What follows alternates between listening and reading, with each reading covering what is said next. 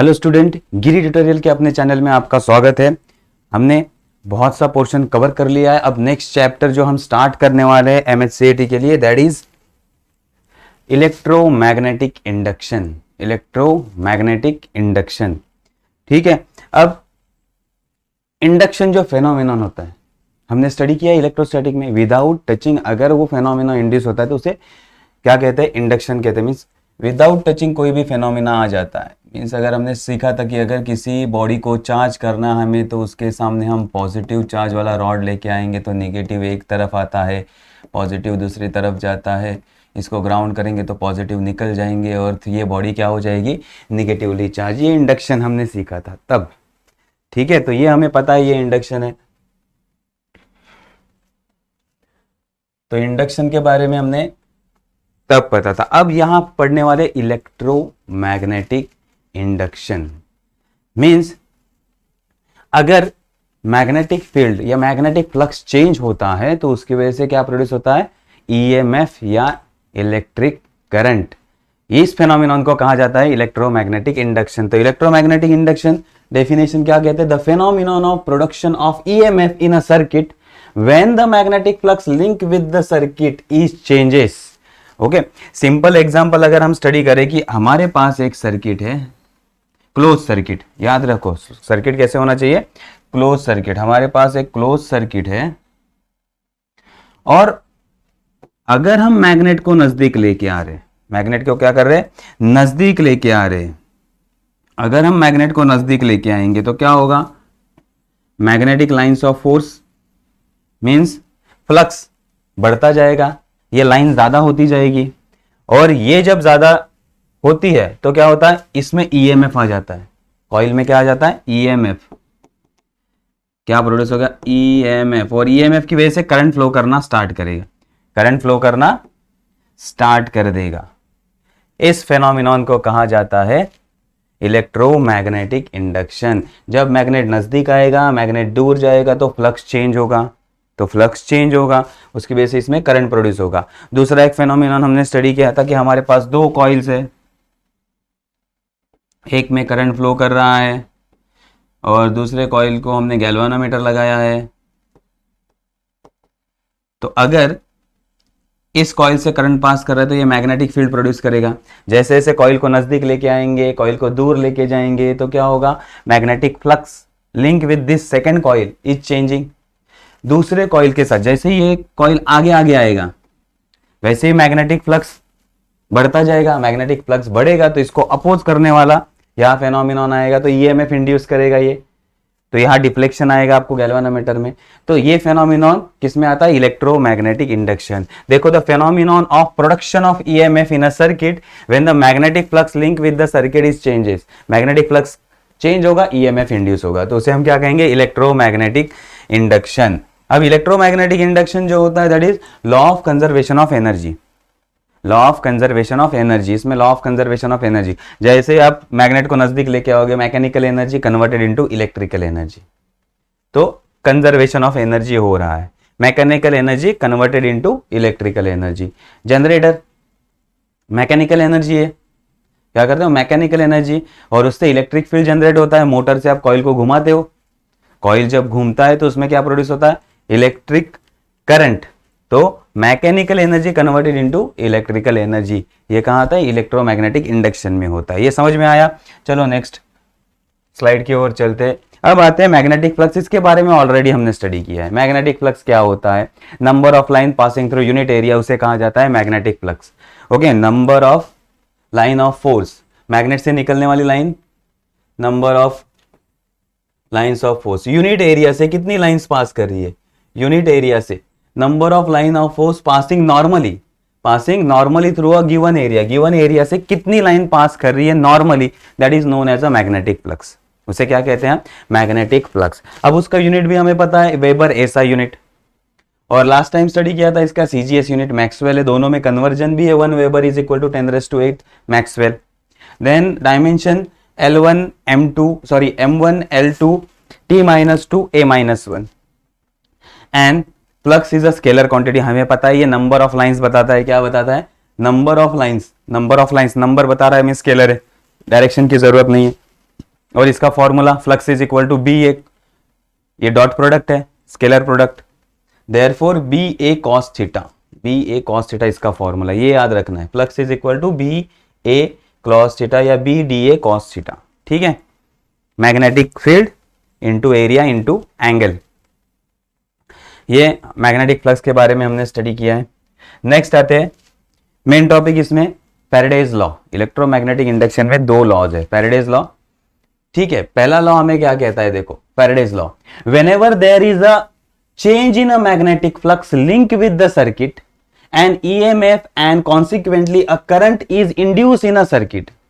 जैसे मैंने पहले बताया था, जैसे ही मैग्नेटिक फ्लक्स चेंज होगा, whenever there is a change in a magnetic flux link with the circuit, the EMF and current means consequently, EMF की वजह से क्या होगा, करंट प्रोड्यूस होगा। जैसे ही मैंने कहा था कि अगर एक मैग्नेट है, नॉर्थ पोल है, अगर हम उसको नजदीक लेके आएंगे तो मैग्नेटिक फील्ड बढ़ता जाएगा, मींस मैग्नेटिक फील्ड लाइंस बढ़ेगी। जहां मैग्नेटिक फील्ड लाइंस ज्यादा वहां मैग्नेटिक फील्ड स्ट्रांग, और जहां मैग्नेटिक फील्ड लाइंस कम वहां मैग्नेटिक फ्लक्स कम होता है। तो जैसे जैसे मैग्नेट नजदीक आएगा, जैसे जैसे मैग्नेट नजदीक आएगा तो यहां क्या होगा, मैग्नेटिक फ्लक्स बढ़ता जाएगा, और मैग्नेटिक फ्लक्स चेंज हो रहा है, बढ़ रहा है मींस, तो इसमें क्या आएगा, ईएमएफ इंड्यूस होगा, और ईएमएफ की वजह से करंट फ्लो करना स्टार्ट कर देगा, या फिर मैग्नेट दूर जाएगा, मैग्नेट दूर जाएगा। आप नॉर्थ पोल रखो, साउथ पोल रखो, तो उसकी वजह से क्या होगा, करंट इंड्यूस होगा। ये हमें पहला लॉ बता रहा है, ये हमें पहला लॉ बता रहा है, ठीक है। फिर सेकेंड लॉ क्या कह रहा है, the magnitude of induce EMF means EMF produce तो हो रहा है, पहला लॉ बता रहा है कि प्रोड्यूस हो रहा है, क्वालिटेटिव लॉ, क्वांटिटी के बारे में नहीं बता रहा है कितना प्रोड्यूस हो रहा है, ठीक है। तो यहां अब अगर ईएमएफ प्रोड्यूस हो रहा है तो कितना प्रोड्यूस हो रहा है, सेकेंड लॉ कहता है, सेकेंड लॉ कहता है the magnitude of induce EMF is directly proportional to rate of change of magnetic flux link with the circuit, link with the circuit. तो ईएमएफ कितना प्रोड्यूस होगा, जितना मैग्नेटिक फ्लक्स चेंज होता है विथ रिस्पेक्ट टू टाइम, और rate of change of magnetic flux उतना EMF produce होगा। तो EMF is directly proportional to change in a flux with respect to time. कितना फ्लक्स चेंज हुआ, इनिशियल कितना flux था, फाइनल कितना फ्लक्स हुआ, और कितना टाइम लगा, अगर आप डिवाइड करोगे तो आपको क्या मिलेगा, ईएमएफ मिलेगा, ठीक है।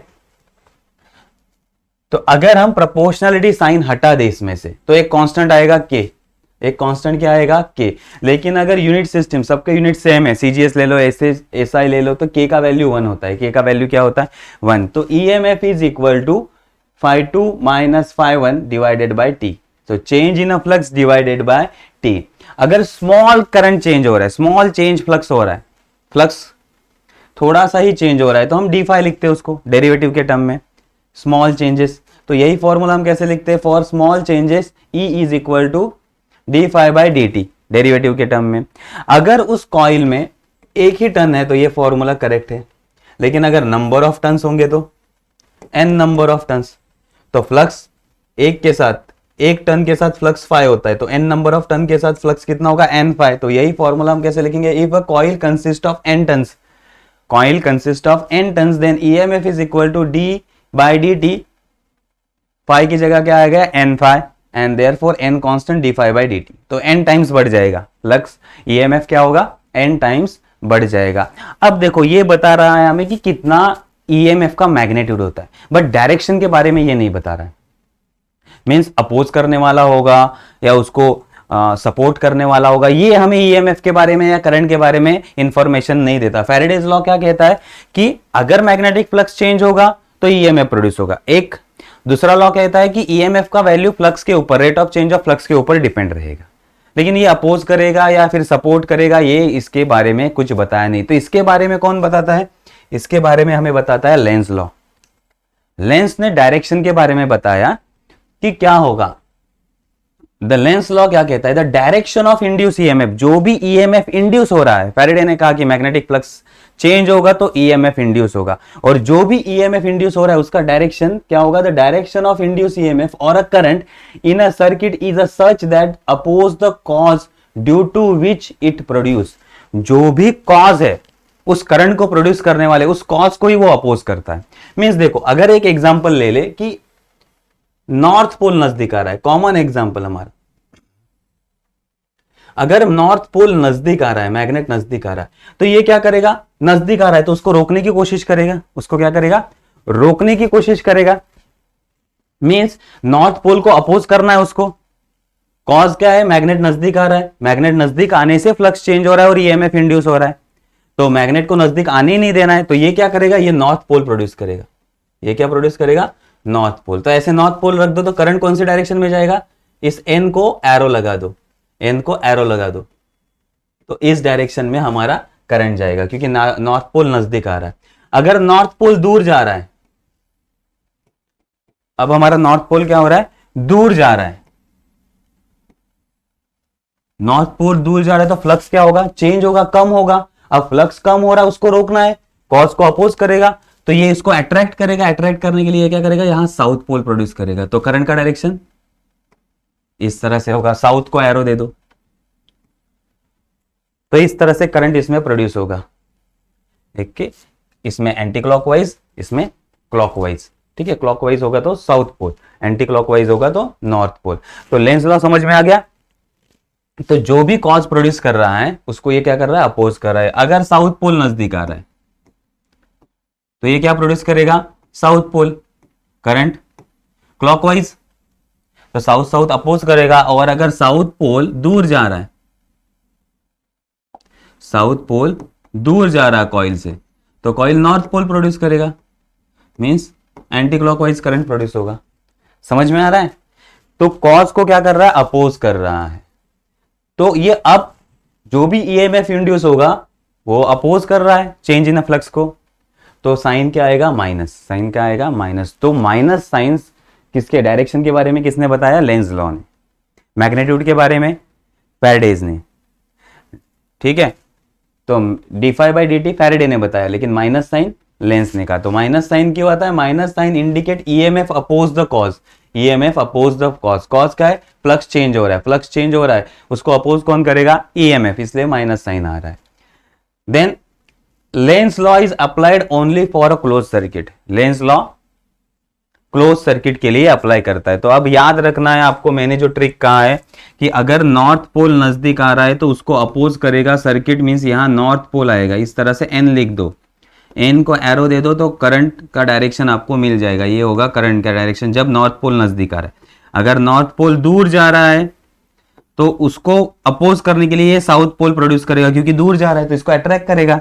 फ्लक्स कम हो रहा है, फ्लक्स कम हो रहा है तो उसको अपोज करेगा, तो साउथ, फिर एस को एरो दे दो, तो ये क्लॉकवाइज करंट आएगा। सिमिलरली अगर साउथ पोल नजदीक आ रहा है तो सर्किट भी साउथ पोल प्रोड्यूस करेगा, क्लोज सर्किट होना चाहिए, क्योंकि अपोज करेगा, ये नजदीक आ रहा है, फ्लक्स बढ़ रहा है, उसको अपोज करना है, तो इसको एस को एरो दे दो, तो करंट हमारा इस डायरेक्शन में होगा। ठीक है, अगर साउथ पोल दूर जा रहा है तो ये क्या प्रोड्यूस करेगा, नॉर्थ पोल, क्या प्रोड्यूस करेगा, नॉर्थ पोल, तो नॉर्थ पोल को एरो दे दो, करंट इस तरह से आएगा। ठीक है, लेंस लॉ से डायरेक्शन हमें पता चल जाएगा, या फ्लेमिंग रूल से भी आप इसको, फ्लेमिंग राइट हैंड रूल से भी आप इसको जज कर सकते हो।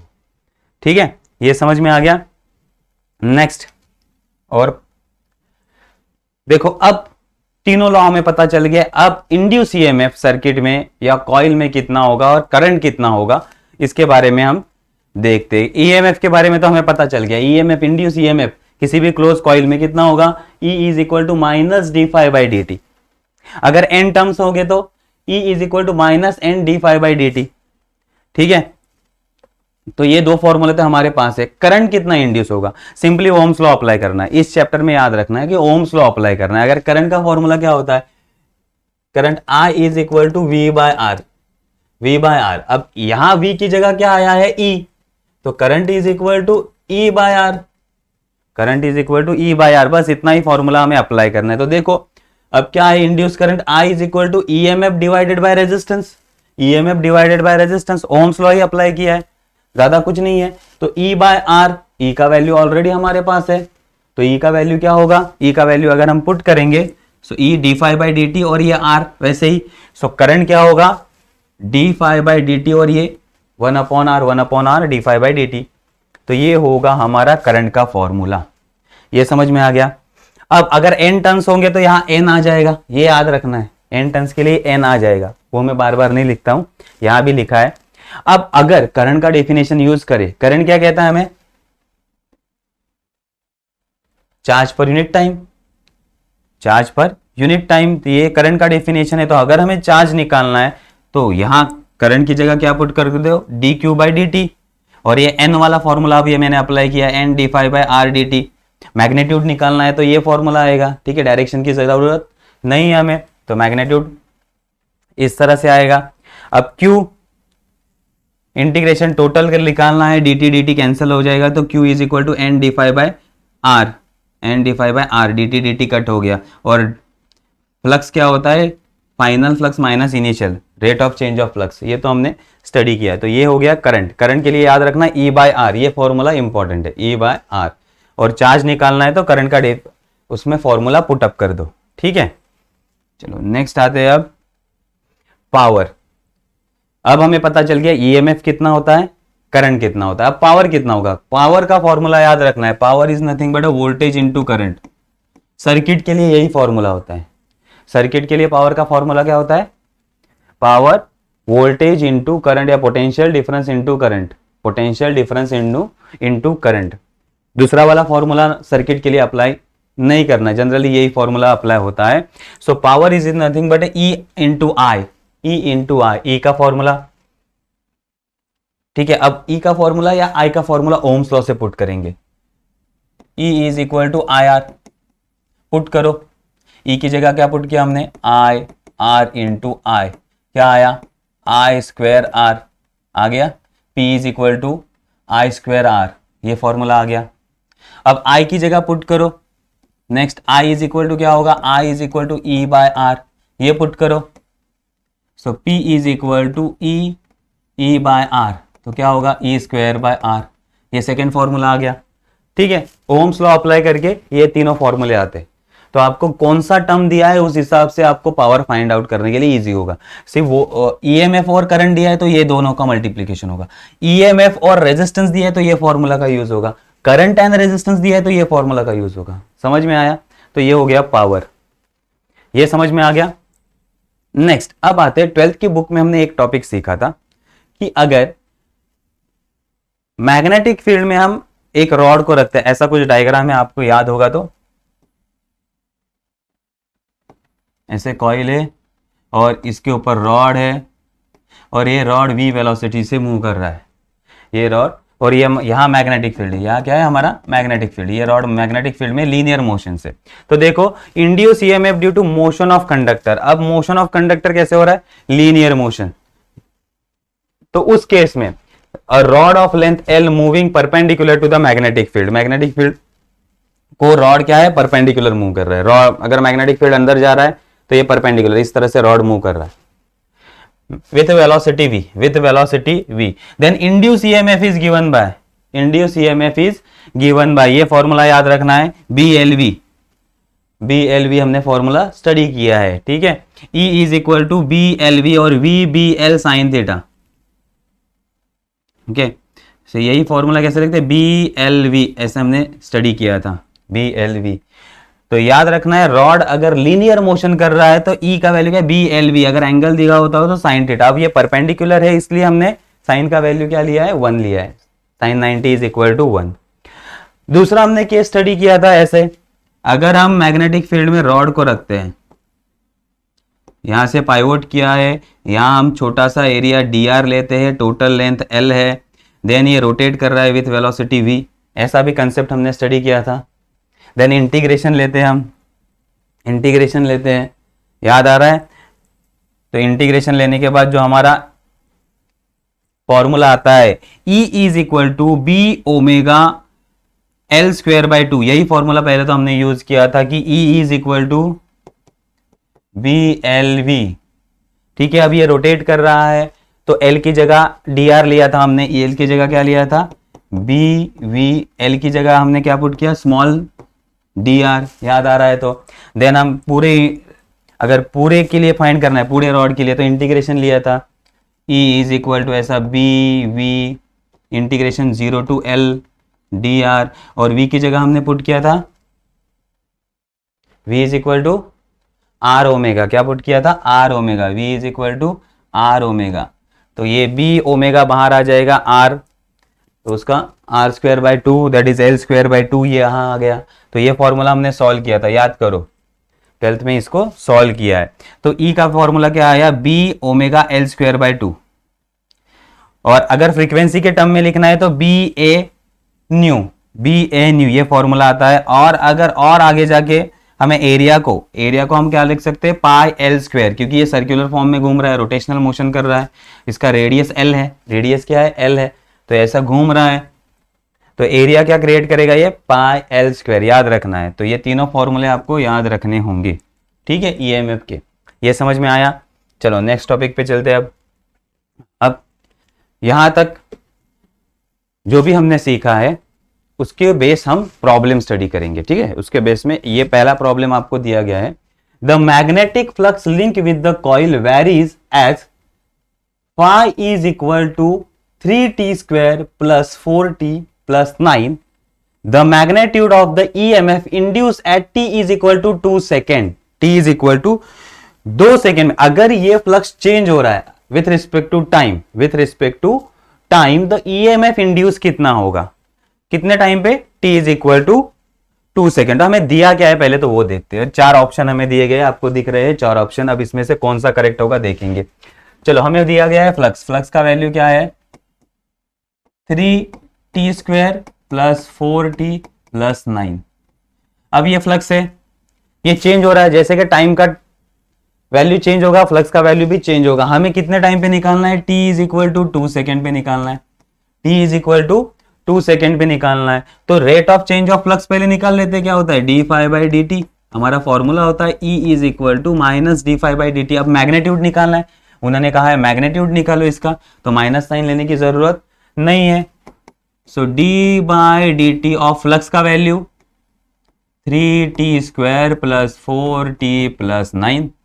अब डेरिवेटिव तो आपको आता है, टी स्क्वायर का डेरिवेटिव निकालोगे तो 6t आएगा प्लस 4t चला जाएगा और 9 का 0। अब टाइम का वैल्यू कितना है 2 है, पुट करो t is equal to 2 second, ये पुट करेंगे तो 6 इंटू 2 प्लस 4 कितना हो जाएगा 16 वोल्ट। तो E is equal to 16 volt है ऑप्शन 16 वोल्ट। ये देखो बी वाला ऑप्शन करेक्ट है, बी वाला ऑप्शन करेक्ट है। तो प्रॉब्लम समझ में आया, इस तरह से आपको डेरिवेटिव वाला प्रॉब्लम आ सकता है। नेक्स्ट प्रॉब्लम देखो क्या दिया है, magnetic flux passing through a coil is initially 4 into 10⁻⁻⁴ weber. तो इनिशियल फ्लक्स हमें दिया है, magnetic flux passing through coil initially 4 into 10⁻⁻⁴ weber, it reduce to 10% of original value. Original value के 10% रिड्यूस हुआ कितने टाइम में, t second, in t second. If the EMF induce is 0.72 millivolt then t in second is, t का value क्या होगा, तो हमें t का वैल्यू निकालना है। गिवन क्या दिया है हमें, इनिशियल फ्लक्स दिया है। इनिशियली फ्लक्स कितना है, इनिशियली फ्लक्स φ1 कहते हैं हम इसको, क्या कहते हैं φ1 is equal to 4 into 10⁻⁻⁴ weber. Then क्या कहा है उन्होंने, इट रिड्यूस टू 10%। तो फाइनल फ्लक्स कितना हुआ, फाइनल फ्लक्स हुआ 10% ऑफ φ1, φ1 के 10% रिड्यूस हो गया।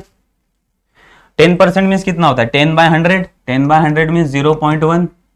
10% का मीनिंग क्या होता है, 10% is nothing but 10 divided by 100, तो ये 0.1। फ्लक्स का वैल्यू कितना होगा 4 इंटू 10⁻⁻, तो ये होगा 0.4 इंटू 10⁻⁴ वेबर। इतना हो गया हमारा फाइनल फ्लक्स। अब ये चेंज हो रहा है t सेकेंड में, और ईएमएफ का वैल्यू हमें दिया है 0.72 मिली मीन्स 10⁻³ वोल्ट, 10⁻³ वोल्ट। अब ईएमएफ का वैल्यू होता है EMF is equal to D phi by D T, D phi means φ2 minus φ1 upon t। अब φ2 का वैल्यू हमारे पास है, φ2 का वैल्यू कितना है, इसको हम मैग्नीट्यूड में लिखेंगे क्योंकि minus sign, minus minus plus या फिर इसलिए मैग्नीट्यूड में लिखेंगे। तो क्या होगा 0.4 into 10⁻⁻⁴ minus 4 into 10⁻⁻⁴ divided by t। ई का वैल्यू हमें दिया, ई का वैल्यू कितना है 0.72 इंटू 10⁻³ इज इक्वल टू, ये कितना होगा 3.6, 4 माइनस 0.4 इंटू 10⁻⁴ बाई टी।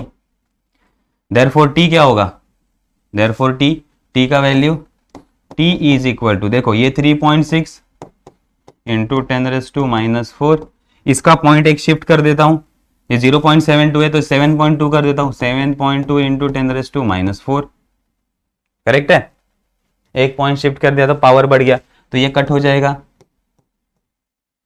36 2 जा 72, तो ये हो गया हाफ, हाफ मीन्स 0.5, एक तो हाफ या 0.5 दिया है आपको, so T is equal to 0.5, 0.5 means C answer correct होगा। ठीक है, समझ में आया, इस तरह के प्रॉब्लम आ सकते हैं। नेक्स्ट, चलो अब आते हैं इंडक्शन पे, सेल्फ इंडक्टेंस और म्यूचुअल इंडक्टेंस पे। तो देखते हैं पहले सेल्फ इंडक्टेंस हमें क्या कहता है।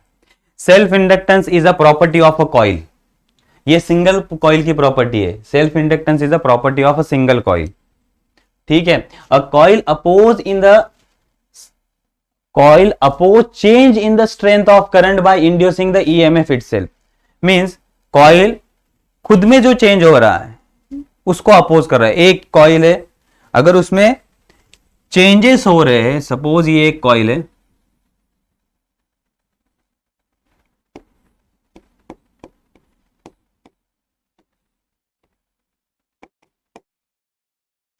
अगर हम सर्किट को ऑन करेंगे तो इसमें करंट बढ़ना स्टार्ट होगा, करंट इंक्रीज होना स्टार्ट होगा, ठीक है। क्या कहा इन्होंने, coil oppose the change in strength of current, current increase होगा, करंट इंक्रीज होगा तो उसको अपोज करने की कोशिश करेगा, उसको अपोज करने की कोशिश होगा, और उसकी वजह से इस कॉइल में ही ईएमएफ इंड्यूस होगा, इस कॉइल में ही ईएमएफ इंड्यूस होगा। कैसे होता है, देखो जैसे जैसे करंट बढ़ेगा तो magnetic flux link with the coil बढ़ेगा, अगर मैग्नेटिक फ्लक्स बढ़ रहा है, change in a magnetic flux produce EMF, तो इस करंट को अपोज करने वाला, अब कॉज क्या है, मैग्नेटिक फील्ड या मैग्नेटिक फ्लक्स चेंज होने का कॉज क्या है, करंट इंक्रीज हो रहा है, तो इस करंट को अपोज करने वाला ईएमएफ प्रोड्यूस होगा, इस करंट को क्या होगा, अपोज करने वाला ईएमएफ प्रोड्यूस होगा। अब देखो कॉइल खुद ही अपोज कर रहा है इंक्रीज इन करंट को, ठीक है, खुद ही अपोज कर रहा है, तो इस फेनोमेनन को क्या कहते हैं, सेल्फ इंडक्टेंस, इसे क्या कहते हैं, सेल्फ इंडक्टेंस। जैसे करंट बढ़ेगा कॉइल मैग्नेटिक फ्लक्स प्रोड्यूस करेगा या मैग्नेटिक फील्ड प्रोड्यूस करेगा, जैसे जैसे करंट चेंज होगा उतना मैग्नेटिक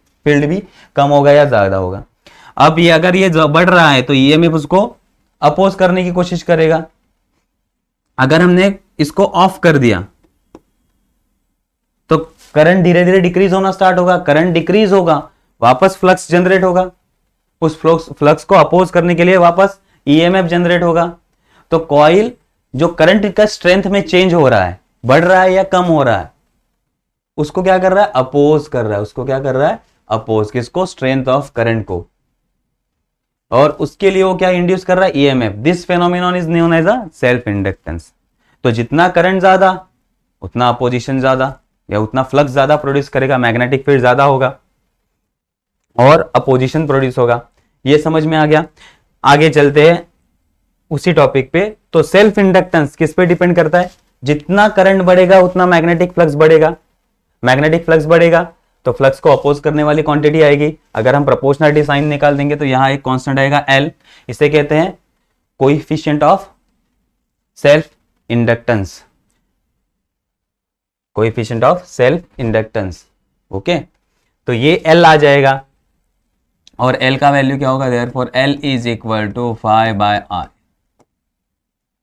ओके, दूसरा, अब ये अगर चेंज हो रहा है, दूसरा हमारे पास फॉर्मूला क्या है, दूसरा E is equal to d∅/dt। दूसरा फॉर्मूला क्या है, E is equal to minus d∅/dt।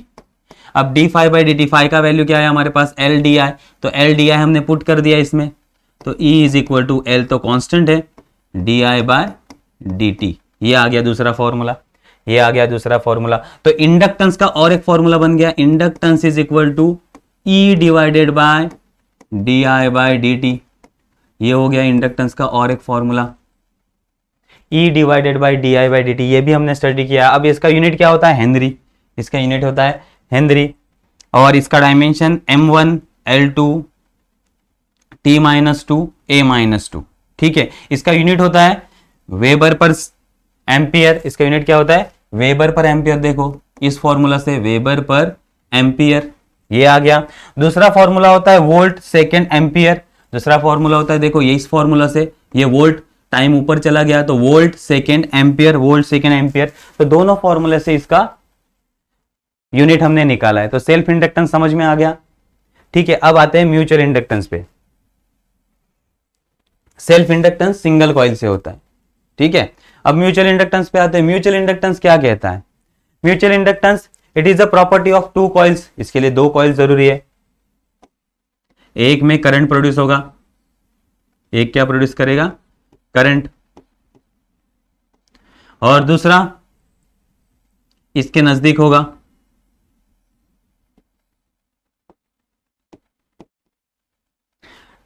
जैसे ही हम सर्किट को ऑन करेंगे इसमें करंट बढ़ना स्टार्ट होगा। जैसे जैसे करंट बढ़ेगा मैग्नेटिक फील्ड बढ़ेगा। मैग्नेटिक फील्ड क्या होगा? बढ़ेगा, या मैग्नेटिक फ्लक्स बढ़ेगा, फाई बढ़ेगा। जैसे ही फाई बढ़ेगा ये फाई, अब देखो इसमें सेल्फ इंडक्टेंस होगा, इसको छोड़ दो, हम म्यूचुअल इंडक्टेंस पे चल रहे, तो सेकंड कॉइल के बारे में सोचेंगे। अब इसमें तो सेल्फ इंडक्टेंस होगा ही, वो हमने स्टडी कर लिया। तो ये मत स्टडी करो कि इसमें सेल्फ इंडक्टेंस है सर, इसमें भी होगा। हाँ इसमें भी होगा, ठीक है, वो छोड़ दो। अब हम सेकंड कॉइल पे और बढ़ रहे। तो जब भी इसका मैग्नेटिक फ्लक्स चेंज होगा वो इन्फ्लुएंस किसको करेगा? सेकंड कॉइल को। किसको इन्फ्लुएंस करेगा? सेकंड कॉइल को। जैसे जैसे करंट बढ़ेगा फ्लक्स बढ़ता जाएगा, और यहां चेंज इन फ्लक्स हो रहा है। जैसे ही फ्लक्स चेंज होगा तो इस फ्लक्स को अपोज करने के लिए इसमें क्या प्रोड्यूस होगा? ईएमएफ। इसमें क्या प्रोड्यूस होगा? ईएमएफ। तो करंट फ्लो करना इसमें से स्टार्ट कर देगा और गैल्वेनोमीटर में डिफ्लेक्शन आएगा। तो प्राइमरी, और अगर इसको कहते हैं कॉइल 1 और कॉइल 2, तो कॉइल 1 में क्या हो रहा है? फ्लक्स चेंज हो रहा है, और करंट किस में प्रोड्यूस हो रहा है? कॉइल 2 में प्रोड्यूस हो रहा है। डायरेक्टली प्रोपोर्शनल है। फॉर्मूला सेम है, सिर्फ सफिक्स लगाना पड़ता है 1 2, बाकी कुछ नहीं। अगर हम इसको ऑफ कर देंगे तो करंट डिक्रीज होगा, वापस मैग्नेटिक फ्लक्स कम होगा, अपोजिट डायरेक्शन में वापस करंट आएगा। ठीक है, वही phenomenon. So mutual inductance is a property of two coils. दो कॉइल है, एक कॉइल का फ्लक्स चेंज होता है तो दूसरे पे अफेक्ट करता है, और वो अफेक्ट करने की वजह से क्या प्रोड्यूस होता है? ईएमएफ, और ईएमएफ की वजह से current. So each coil oppose any change in the strength of current. अगर करंट की स्ट्रेंथ में चेंज हुआ तो दूसरे कॉइल पे क्या होगा? ईएमएफ इंड्यूस होगा। तो दूसरे कॉइल में ईएमएफ इंड्यूस होगा। तो इसमें से करंट चेंज हो रहा है तो मैग्नेटिक फ्लक्स चेंज होगा। मैग्नेटिक फ्लक्स किसको अफेक्ट करेगा? सेकंड कॉइल को। अगर फ्लक्स चेंज हो गया तो ये क्या प्रोड्यूस करेगा? ईएमएफ। फैराडेज लॉ हमें कहता है। तो अब सेम फॉर्मूला यहां भी, सिर्फ दो कॉइल होंगे, flux change in a flux for a first coil and current in a second coil. बस इतना ये याद रखना है, लेकिन फॉर्मूला सेम है। Flux is directly proportional to current, and अगर हम प्रोपोर्शनलिटी साइन निकालेंगे तो यहां आएगा coefficient of mutual inductance m। Coefficient of mutual inductance m। Same formula अगर हम इसको d∅dt में पुट करेंगे तो E is equal to minus di/dt। Same formula है, सिर्फ L की जगह क्या आ गया? m आ गया। अब इसका ऐसा यूनिट क्या है? हेनरी। ऐसा यूनिट है Henry. Dimension same, unit same. देखो ये तीनों टॉपिक सेम है, क्योंकि इंडक्टेंस है, दोनों भी क्या है? इंडक्टेंस है। एक म्यूचुअल है दो कॉइल की वजह से, एक सिंगल कॉइल की वजह से, तो यूनिट हेनरी रहेगा, डायमेंशन सेम रहेगा, और अनदर यूनिट्स भी सेम रहेगा। ठीक है, ये समझ में आ गया। चलो अब आते हैं नेक्स्ट। अब हमारे पास अगर दो इंडक्टर है, हमारे पास दो इंडक्टर है, एक को, दोनों को सीरीज में लगाया है, दोनों को पैरेलल में लगाया, तो सीरीज कॉम्बिनेशन में क्या होता है? सीरीज कॉम्बिनेशन में रेजिस्टेंस जैसे ही ये रिएक्ट कर, मींस रेजिस्टेंस जैसे ही इसको फॉर्मूला अप्लाई करना है, जैसे रेजिस्टेंस के फॉर्मूले ने सेम फॉर्मूले। सीरीज में होगा तो एडिशन, देखो यहां ऐड किया है। अगर L इंडक्टर होंगे तो फॉर्मूला, N इंडक्टर होंगे तो L1 plus L2 plus L3। Series के लिए ये क्या है? सीरीज के लिए, और ये चलता जाएगा। सारे इंडक्टर इक्वल होंगे तो LS is equal to NL। सारे इंडक्टर इक्वल होंगे तो ये फॉर्मूला आएगा, जैसे हमने रेजिस्टर में स्टडी किया था सेम। अगर दो इंडक्टर हम पैरेलल में कनेक्ट करेंगे तो फॉर्मूला क्या आएगा? 1/LP is equal to 1/L1 plus 1/L2। अगर दो ही है तो डायरेक्ट फॉर्मूला हमें पता है L1 L2 divided by L1 plus L2। L1 L2 divided by L1 plus L2, ये फॉर्मूला हमें पता है। नंबर ऑफ इंडक्टर कनेक्ट होंगे तो 1/L1 plus 1/L2 plus 1/L3 and so on, ये बढ़ता जाएगा, ये बढ़ता जाएगा। और अगर सारे इंडक्टर सेम है 1/LP इज इक्वल टू, तो ये क्या होगा N/L and therefore LP is equal to L/N। तो सीरीज में इंडक्टेंस बढ़ता है और पैरेलल में घटता है। रेजिस्टर के भी सेम फॉर्मूला हमने स्टडी किए थे, करंट इलेक्ट्रिसिटी देख लो, सेम फॉर्मूला हमने स्टडी किए थे, तो यहां भी सेम फॉर्मूला इंडक्टर के लिए अप्लाई होते हैं, ठीक है, याद रखना है। चलो, तो इंडक्टर के बारे में पता चल गया, सेल्फ म्यूचुअल इंडक्टेंस। आते हैं न्यूमेरिकल के ऊपर, एक दो न्यूमेरिकल सॉल्व कर लेते हैं इसके ऊपर भी। क्या कहा है उन्होंने, the inductance of the close pack coil of 60 turns is 0.4 henry. What will be the magnetic flux through the each turn of coil when the current of 6 ampere is passing through it? Okay, क्या कहा है उन्होंने, the inductance of the closed pack coil of 60 ton, कितने turn से, n का value 60 ton है, inductance L 0.4 Henry. What will be the magnetic flux of each turn of coil when current is passing through I?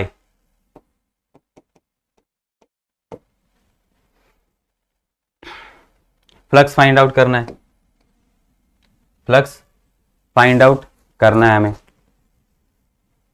Formula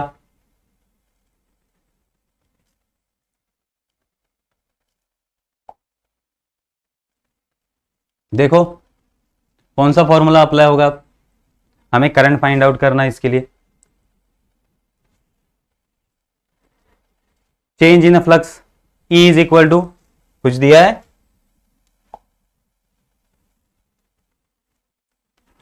induce of the inductance of close pack coil of 60 turns, turns कितने दिए है 60, is 0.4 henry. What will be the magnetic flux through each turn, n turn से कितना n phi apply करना होगा, when the current of 6 ampere is passing through it, ये हमें अभी कैलकुलेट करना है। तो फॉर्मूला कौन सा अप्लाई होगा, अब फॉर्मूला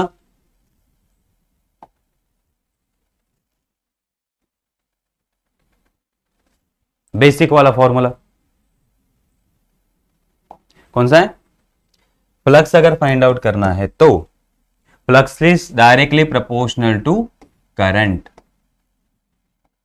L इंटू I, लेकिन टर्न्स कितने n, so total flux n phi is equal to Li, depend करेगा, तो फ्लक्स होगा Li अपॉन n।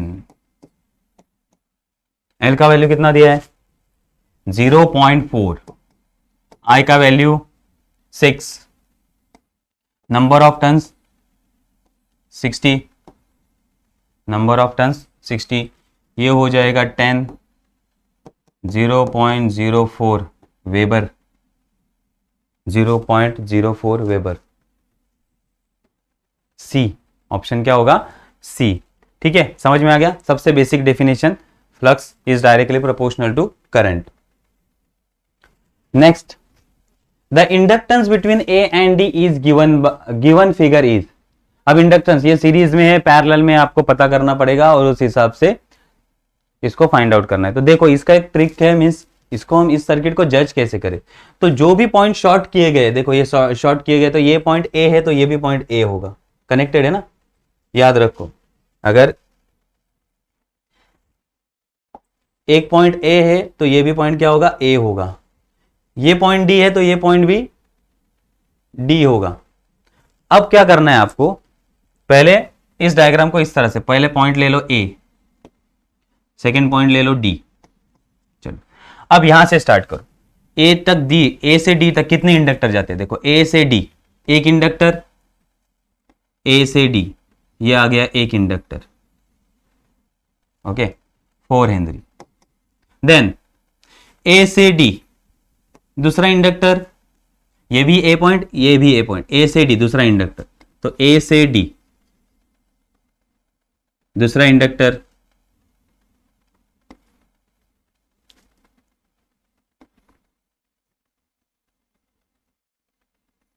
ये आ गया दूसरा इंडक्टर 4 हेनरी।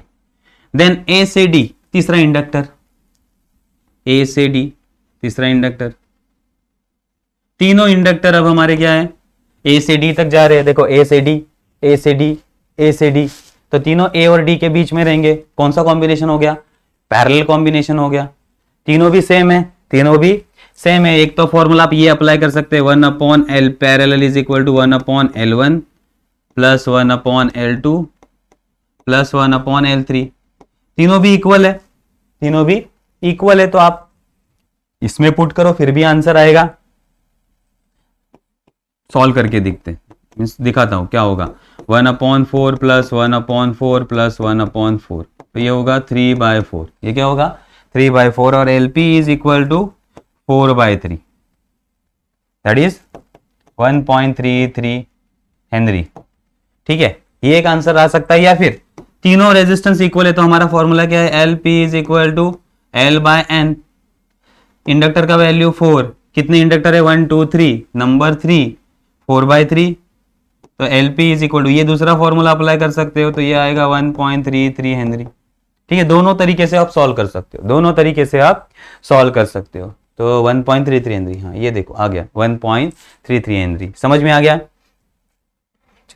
नेक्स्ट और एक दिया है सम, और एक सम है, क्या दिया है, 2 inductor each of inductance L are connected in a parallel, one more inductor of value 5 millihenry is connected in a series of this configuration, then the effective inductance is 50 millihenry. What is the value of L in a millihenry? चलो millihenry में ही value हो तो मिली को change करने की जरूरत नहीं, answer हमें millihenry में ही चाहिए। पहले उन्होंने क्या कहा है, 2 inductor each of inductance L are connected in a parallel, तो हमारे पास 2 इंडक्टर है, दोनों का वैल्यू L है, दोनों का वैल्यू L है, L L, दोनों पैरेलल में कनेक्टेड है, तो पैरेलल वही सेम फॉर्मूला अप्लाई करता हूं मैं अब, L/N वाला। L का वैल्यू L कितने हैं, 2 है, सो L/2, LP आ गया L/2, ये आ गया।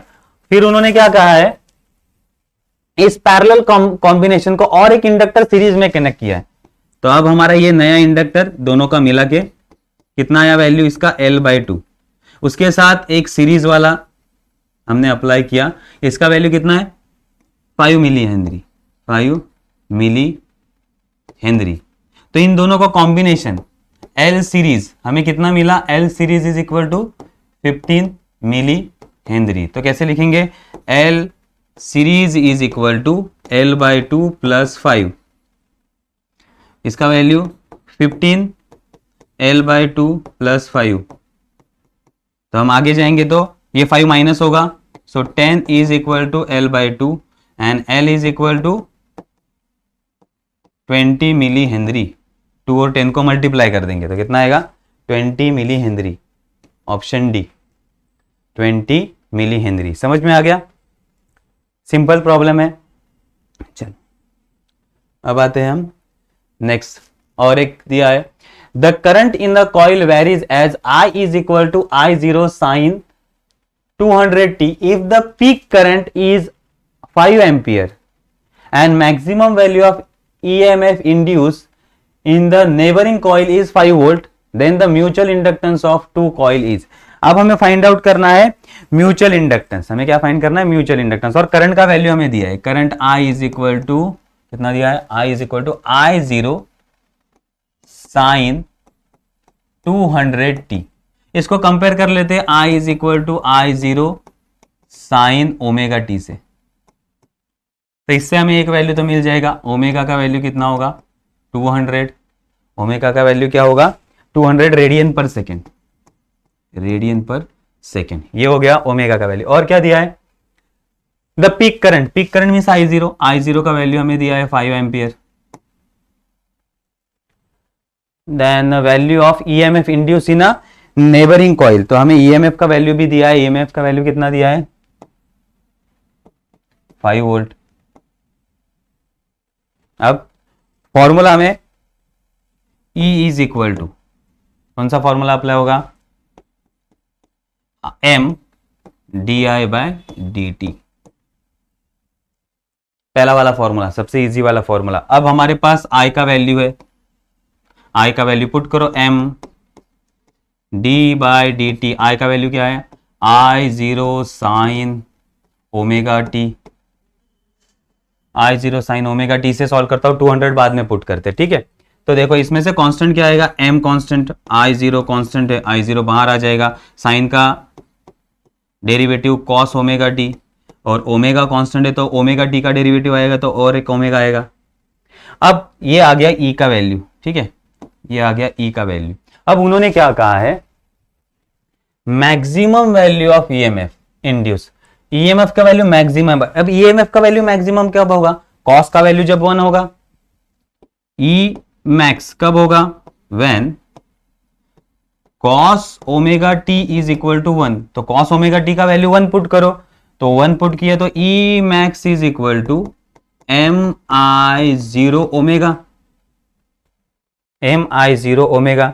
अब हमें m का वैल्यू फाइंड करना है, तो m क्या होगा, E max divided by I0 omega.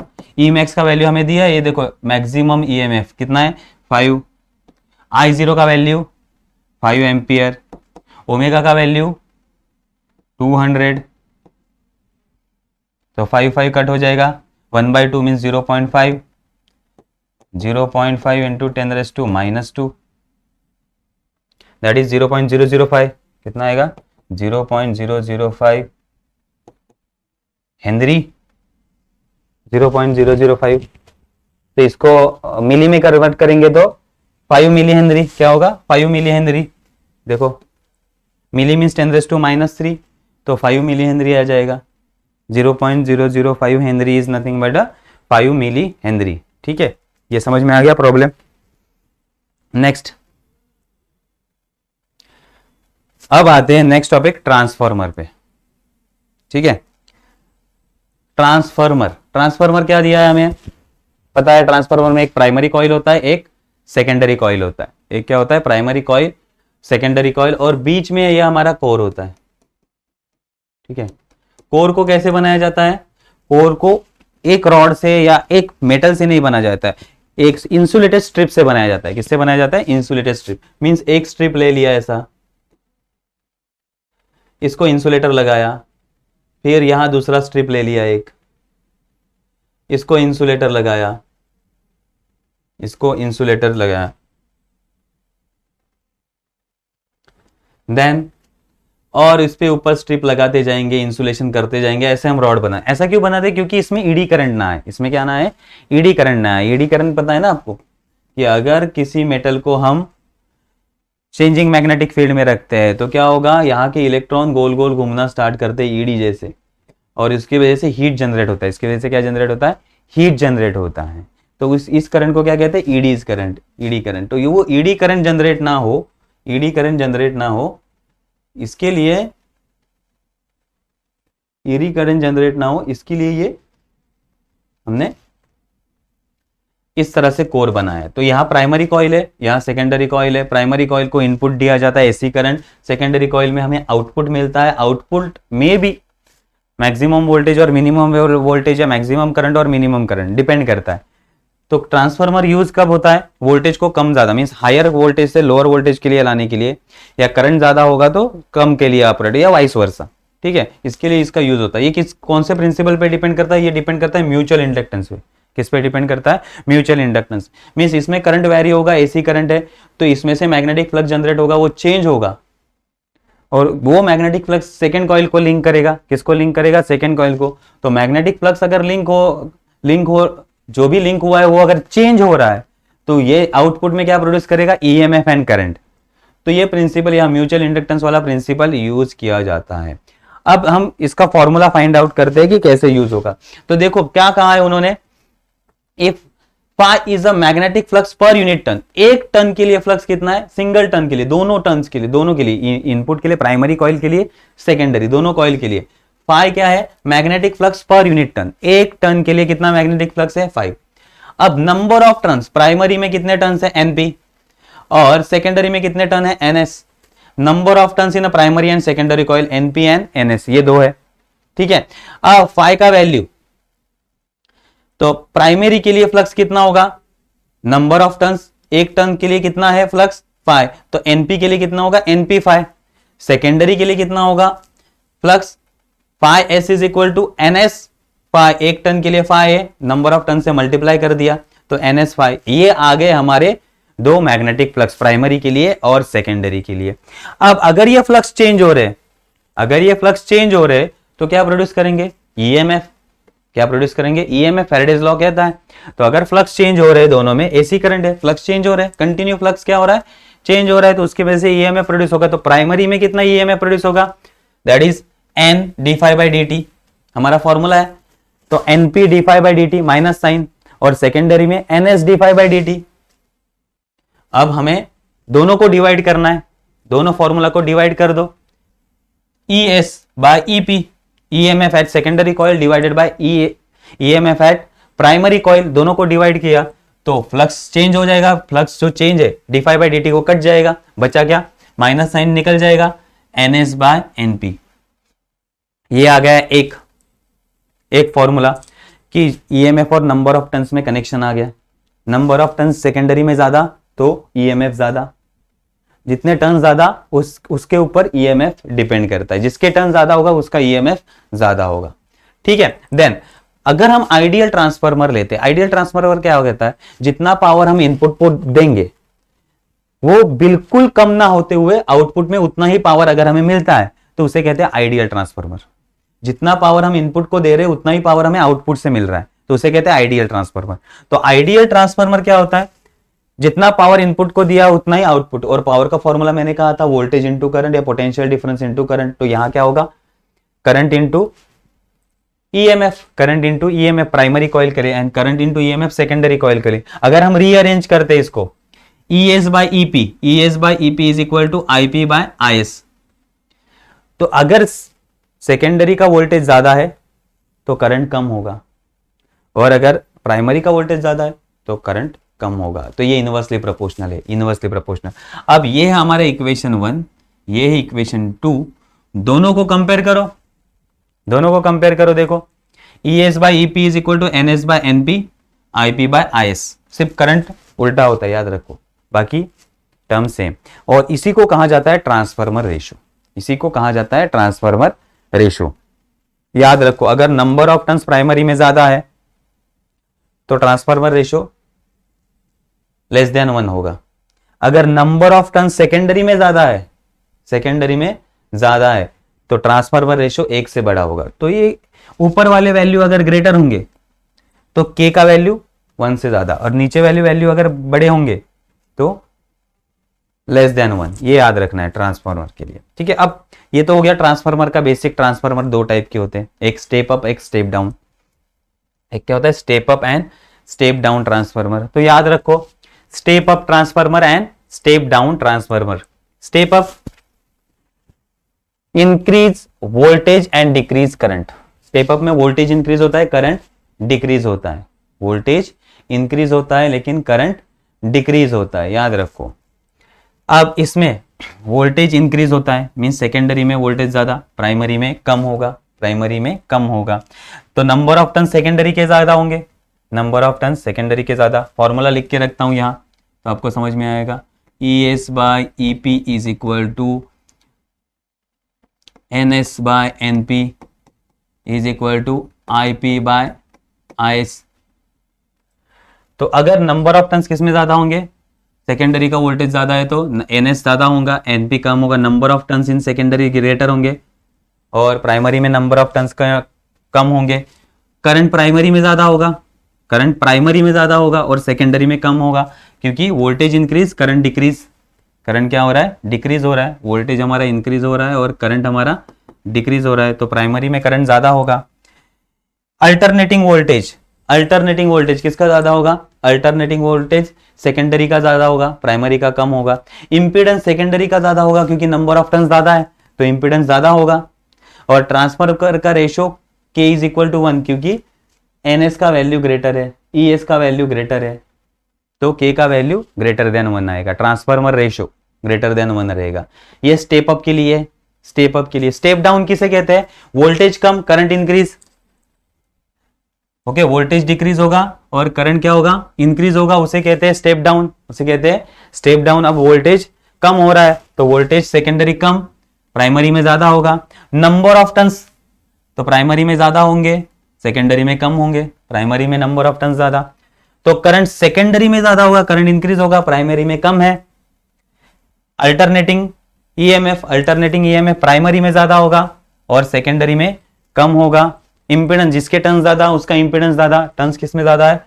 Primary में, तो प्राइमरी का इंपेडेंस ज्यादा होगा। अब डिनोमिनेटर ग्रेटर है, प्राइमरी वाला टर्म ग्रेटर है, तो K का वैल्यू लेस देन 1 होगा, K का value transformer ratio less than 1। ये समझ में आ गया? Step up, step down. Up means voltage increase, इतना याद रखना है। करंट डिक्रीज होगा, उसके अपोज में रहता है। वोल्टेज अगर इंक्रीज होगा तो करंट डिक्रीज होगा, ये आपको फॉर्मूला से पता चल रहा है।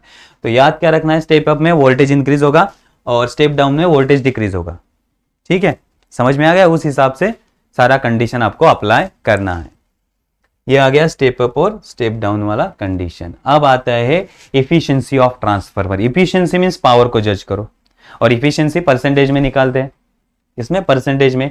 सो रेशियो ऑफ, पहले तो पावर किसे कहते हैं? Output power to the input power, इसे कहते हैं efficiency. Output power to the input power, efficiency किसे कहते हैं? Efficiency is equal to output power divided by input power. Means हम कहते हैं ना, आपकी इफिशियंसी कैसे निकालते हैं? आउट ऑफ 100 आपको कितने मार्क्स मिले? अगर 60 मिले तो 60%, ये आपकी ये आपकी क्या है?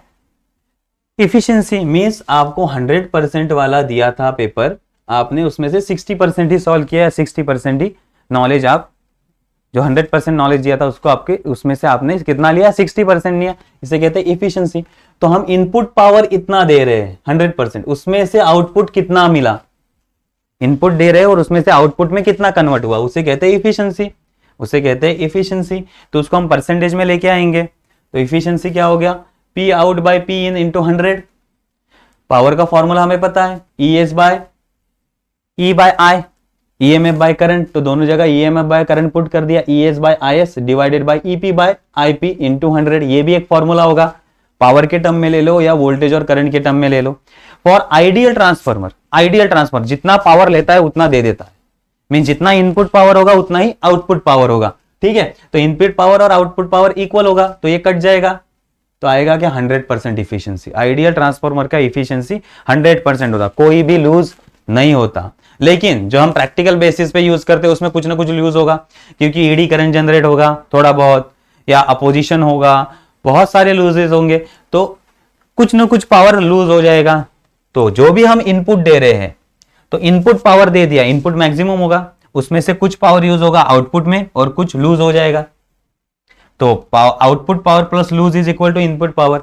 तो यही फॉर्मूला हम यहां पुट करेंगे। देखो P out by P in, अब P इन का वैल्यू क्या है? P out plus loss, P out plus loss, ये हमने पुट कर दिया P इन की जगह इंटू 100। ये एक आ सकता है अगर आपके लूज को टर्म में दिया, या इसको हम ऐसे लिख सकते हैं P out is equal to, ये यहां चला गया P in minus P loss, तो P आउट की जगह हम क्या पुट करेंगे? P in minus P loss divided by P in into 100। ये भी आ गया इफिशियंसी वाले फॉर्मूले। तो ये समझ में आ गया इफिशियंसी ऑफ ट्रांसफार्मर। अब आते हैं नेक्स्ट पॉइंट पे, हमें क्या दिया है? सम दिया गया है, इसके ऊपर देखते क्या दिया है। The primary winding of transformer has 50 turns. कितने टन से? Primary coil means NP, NP कितने टन से? 50 turns. And secondary has 100 turns. Okay, turns, okay, turns, 100 turns. The primary is connected to AC supply of 120 volt. अब primary connected है means input है, primary connected to 1 means हमें EP दिया है 120 volt. Current flowing in it is 5 ampere. Voltage at current is a secondary means primary में current भी दिया है. प्राइमरी में करंट क्या होगा 5 एम्पियर. तो हमें फाइंड क्या करना है voltage and current in secondary. तो हमारा फॉर्मूला है ES by EP is equal to NS by NP. तो पहले सेकेंडरी का फाइंड कर लेते हैं. सेकेंडरी का करंट क्या होगा ES का वैल्यू, ES का निकालना है. EP का value 120 is equal to NS का वैल्यू 100 और NP का वैल्यू 50. तो ये आ जाएगा 2 ES is equal to 240 volt. अब 240 वाले ऑप्शन कितने हैं 240 वाले ऑप्शन 2 है. तो ये 2 तो कट हो गए पहले, ये 2 ऑप्शन है. अब इसमें से हमें करंट भी निकालना पड़ेगा अगर 2 ऑप्शन है. तो once again same formula NS by NP, क्योंकि इसका वैल्यू तो हमें पता है 2 है. IP by IS. तो इसको अगर हम सॉल्व करेंगे तो 2 इज इक्वल टू IP का वैल्यू कितना है 5 और IS का वैल्यू हमें निकालना है. तो IS is equal to 5/2 that is 2.5. तो आंसर होगा B. आंसर क्या होगा B 240 एंड 2.5. ये समझ में आ गया. ठीक है. Next, the transformer has an efficiency of 80%. It works at 4 kilowatt and 100 volts.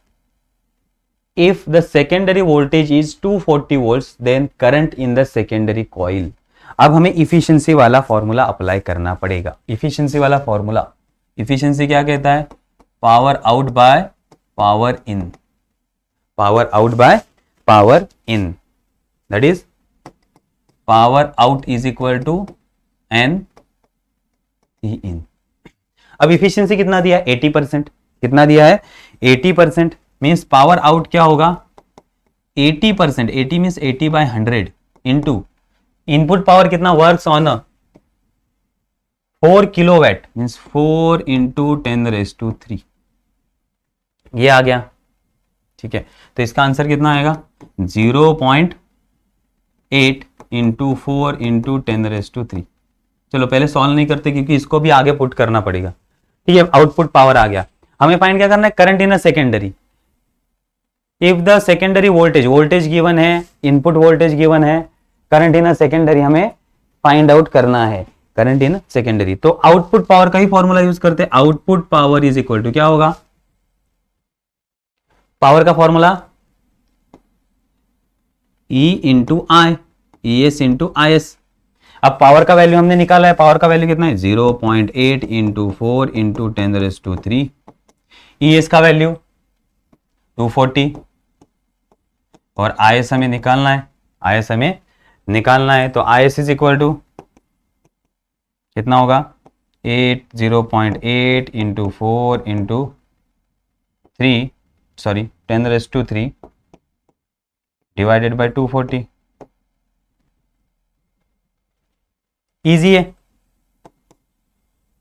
इसको अगर हम कन्वर्ट करेंगे 30